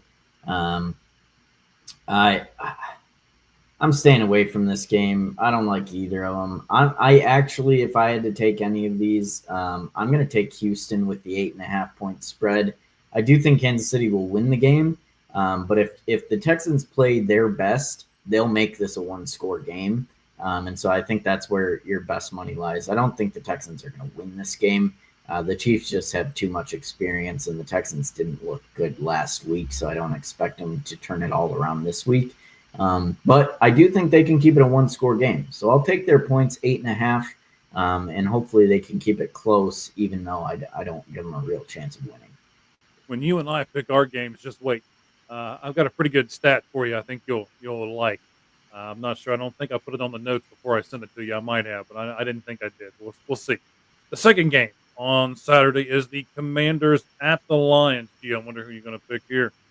6 p.m. Mountain Standard Time from Ford Field in Detroit. It will be on Fox. Tell us the spread, and then give us the big surprise as to who you're going to pick in this game. I think the biggest surprise here for me was the spread on this one. The biggest point differential for the weekend. Lions are the heavy favorite right now, -500. The Commanders are +380, and it's a 9.5 point spread. Vegas, I don't know what Vegas. I see this game as a lot closer than this. The Lions defense just you cannot trust it, and I don't see them beating any team in the playoffs this handily and this much at a -500. I think that defense has way too many question marks. And if you can make that offense scuffle at all, you have a really good chance to beat this team. So I actually don't like this. I think I'm going to surprise you with this one. I'm also going to take the Commanders at +9.5, just because I don't see that defense stopping much. And Jaden Daniels is going to run all over this team if they can even keep the coverage up on the outside and make sure Terry McLaurin doesn't go for 250 yards. So I'm really worried about this one, actually, a lot more than I thought I would be. But, man, Jaden Daniels scares me, and those legs and what he can do really worries me. So I'm going to take the Commanders plus the points here at 9.5. Now, Hutchinson's not coming back yet, right? Not yet. The first game he could potentially be back is the big one if they make it that far. So I just don't see that defense holding up and winning by double digits. Okay. Interesting. I didn't think the point spread would be that much. It kind of caught me off guard with the point spread. Mm-hmm. Yeah. Really did. Me too. All right, there's two more. I'm sorry, I didn't mean to interrupt you, but there's two more games on Sunday. And the Sunday slate starts at 1 p.m. Mountain Standard Time at Lincoln Financial Field in Philadelphia. It will be on NBC, and it will feature the Rams at the Eagles. Tell me what's going on with this game, buddy. Yeah, Eagles are favored at minus 278, and the Rams are plus 225. That's a 6-point spread, and this is the easiest choice for me of this weekend. I'm going the Rams straight up money line. The Eagles did not impress me this last weekend, and the Rams did. So I'm going to take the Rams money line. I think they're going to win this game outright, and I think the Eagles are if Jalen Hurts can't play better than he did, clearly, a little bit of rust from that concussion. I think the Rams are going to go into Philly and take this one from them. All right. Again, I'm a little surprised at this point spread. I thought it would be a little closer. Yep. But we all know that Vegas pretty much knows what they're doing, so it's got me kind of scratching my head a little bit here. Yeah. Yeah, I never look at these lines. I let you tell me, and then I kind of react to them as we're doing this live. So I'm wondering if it's gonna hold true for the last game here. The Ravens at the Bills, 4:30 p.m. Mountain Standard Time from Highmark Stadium, Orchard Park, New York, and this game will be on CBS. Yep, this is our first away team we see favored. Ravens are favored at minus 115. We got another minus this week, a 1.5-point spread. Ravens favored minus 115 and the Bills minus 105. So a really close game, but Vegas has the Ravens as the favorite right now. I'm going Bills in this one. I think, if you can stop Derrick Henry, it's the Bills game to lose. So I'm going Bills. Interesting. Okay. So it's the point spread wasn't as bad in this game, right? No, it's 1.5 points. So much as close. That's going to make you not touch it, right? Because it's such a small point spread. It doesn't exactly. really give you anything, right? As far as in the gambling world. Yep. Exactly. All right. What do you think about Sirhan? He's turning on you here. He's saying the Lions are on upset alert. Yeah, I agree. I really think they are. They got to be really careful with this Commanders team and Jaden Daniels. Their defensive line is not in a good spot either. And if he starts running all over the place, that's going to be really bad for them. They have to hope that he does what he does and he doesn't make the smart choices of sliding and getting out of bounds when he should. And they got to hope they can get to him, because if they don't, he's going to be running all over that field in Detroit. All right. So we're taking straight up picks here. Yep. Last week we did this. Mitch and I did. We basically took the games last week. There were 6 games, of course, so we decided which one was our best one, and we gave that 6 points, and which one was our second best, we gave it 5, and so on and so forth. I won last week. Not that I'm patting myself on the back or anything. It's just a fact. So 19-16. So it's not like I stomped him or anything. So I'm actually going to take a few flyers this week. I'm going to try to pull ahead.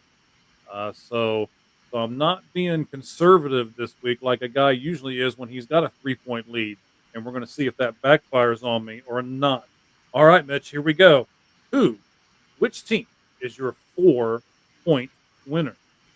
Yeah, I'm going to have to go with the Chiefs as the 4-point winner. I don't see the Texans beating them. I think too much experience, and I do think it'll be a close game, but I think the Chiefs are used to winning those close games, and they're not going to let a team like the Texans go in there and beat them on Saturday. So I'm putting the Chiefs as my 4-point winner this week. All right. I've got to agree with you. And here's why. I told you I had some crazy stat for you, and here it comes, right? Clay Martin is refereeing the Kansas City-Houston game, and Kansas City is 6-0 when he is the referee. I'm just going to leave that alone. Just let that go out in the universe. All right? Yeah. So, I think Taylor's team is going to pull this out. So both of us have Taylor's team as our 4-point winner. And I think this is where it's going to get real interesting here. Let's see where we go. Mitch, who's your 3-point winner? Man, I know I'm switching up here. I'm putting the Lions as my 3-point winner, and I'm actually taking a risk on this one because I'm really worried about it. But I got to try to make up ground somehow. and I'm hoping you don't put the Lions there. I don't think you are, so I'm putting them there, trying to make up as many points as I can. But man, this one really worked. This is going to be my make or break. If I don't get this one, I don't think there's a chance that I come back and win. So I really need the Lions to pull it out for me. But man, I'm worried. Okay. My number 3-point winner is going to be. Hang on, we gotta see what am I gonna do here. Yeah, because I think everybody's gonna be like, after I tell you, the Los Angeles Rams are my number 3 team. I think they're gonna go into Philadelphia. This is my upset, and I think the Rams showed me a lot this past week. I like Sean McVay. I like a lot of their players. Philadelphia looked like garbage. So the Rams are going to go into Philadelphia and beat them, and they are going to give me a ton of points. Well, 3 to be exact, as my number 3 pick. Mitch, who's going to be your number 2 pick? Yeah, I agree. I'm with you. I got the Rams as my 2 because I do think they're going to go in there and win. I agree. The Eagles did not look good, and the Rams have looked really good the last few weeks. And they played a really good game against Buffalo. That game is still sticking in my head when the Rams had that shootout against the Bills. So I'm going with the Rams. I think they can hang with the best of them, and I think they're going to go into Philly and come out with the win there. My excuse me, my 2-point team is probably going to get some people going as well. But here we go. I'm not going to do this conservative. I'm going to put it out there to where I think this is really going to lie. They've had 6 victories this season in their last snap. The Washington Commanders are my number 2. This will be the thing for us, right? It's either going to give you the Lions a win and give you 3 points, or the Commanders will win and give me 2. It's really going to be interesting here, buddy. We're gonna build some drama here as I put the Commanders at my number 2. Who's your number 1, Ravens or Bills? I'm going to say Bills. This one, it could go either way. This is, I think, going to be the best game of the weekend. But I'm going to go with the Bills here with my 1 point because I could really see it going either way. But I'm hoping for the Bills. To be honest with you, I would love to see the Lions win. Just being honest, I really want to see Adrian Hutchinson come back and play in the Super Bowl if he can. I think that'd be a great story. I just don't like either one of these 2 teams, to be very honest. I think they're both overrated. They're both overhyped, but I've got to pick one of them.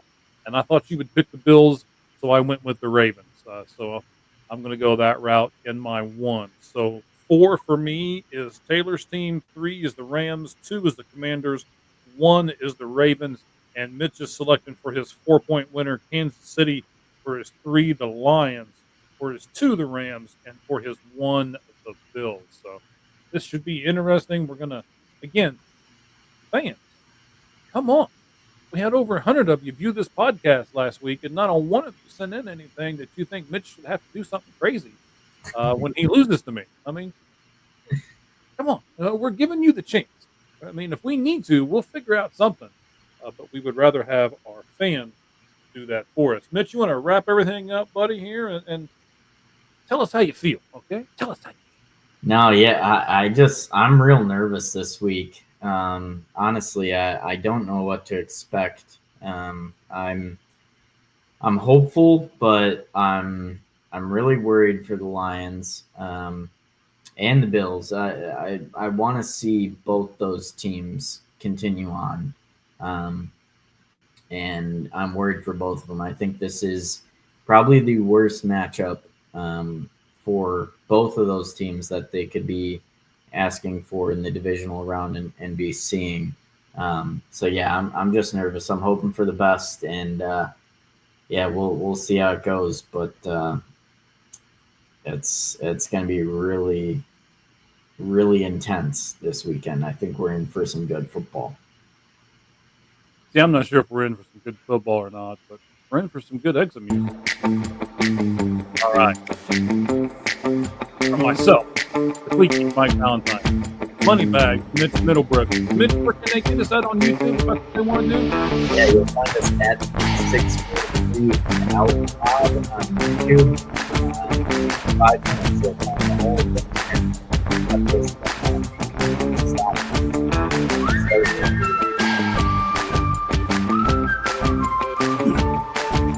All right, buddy, that is right. Again, you can find us at 643 and Out Pod. The YouTube link is on our X account. You can get us over on Facebook. Get us at Apple Podcasts as well. And as we tell you tonight, we always say it. One thing is fair in life. Wait. Third baseline.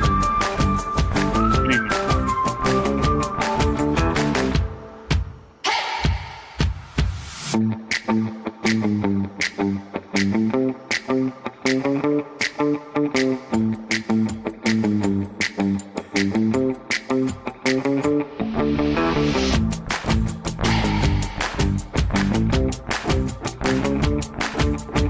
Wanted to make sure I got Sirhan's last comment on here. I know there's his pick. 4, 3 Rangers, 2 Lions, and 1 Raven.